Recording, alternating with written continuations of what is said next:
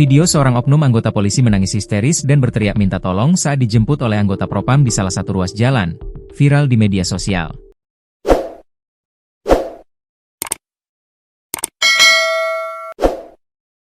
Peristiwa polisi histeris saat menangis itu dikabarkan terjadi di jalanan di wilayah Ternate Utara, Selasa, 15 Juli 2025. Dalam video tersebut, tampak seorang anggota Propam berseragam lengkap didampingi dua personel lainnya menangkap oknum polisi yang dimaksud. Satu personel Propam mengenakan seragam dinas dan satu lagi memakai seragam olahraga. Mereka memberhentikan oknum polisi yang mengendarai sepeda motor hingga terduduk di aspal. Sang oknum polisi mengenakan pakaian dinas berwarna hitam.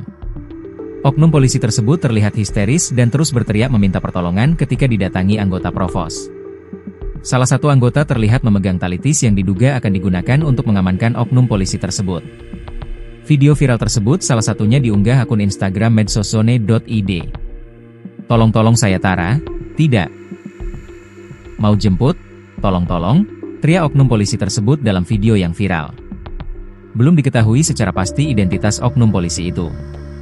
Namun informasi yang diperoleh menyebutkan bahwa yang bersangkutan merupakan personel dari Satuan Sabara Polda Maluku Utara. Dugaan sementara, penjemputan itu dilakukan karena yang bersangkutan jarang masuk dinas. Hal itu dianggap oknum polisi tersebut sudah melakukan pelanggaran disiplin berat. Kapolres Ternate, AKBP Anita Ratna Yulianto, saat dikonfirmasi membenarkan insiden yang terjadi di jalanan di Ternate tersebut. Namun AKBP Anita menegaskan bahwa oknum polisi yang bersangkutan di dalam video itu bukanlah anggota di bawah jajarannya di Polres Ternate. Menurut AKBP Anita Ratna, polisi yang bersangkutan adalah anggota Polda Maluku Utara. Itu bukan anggota Polres Ternate, namun itu anggota Polda, kata Kapolres saat dikonfirmasi mengenai video yang viral.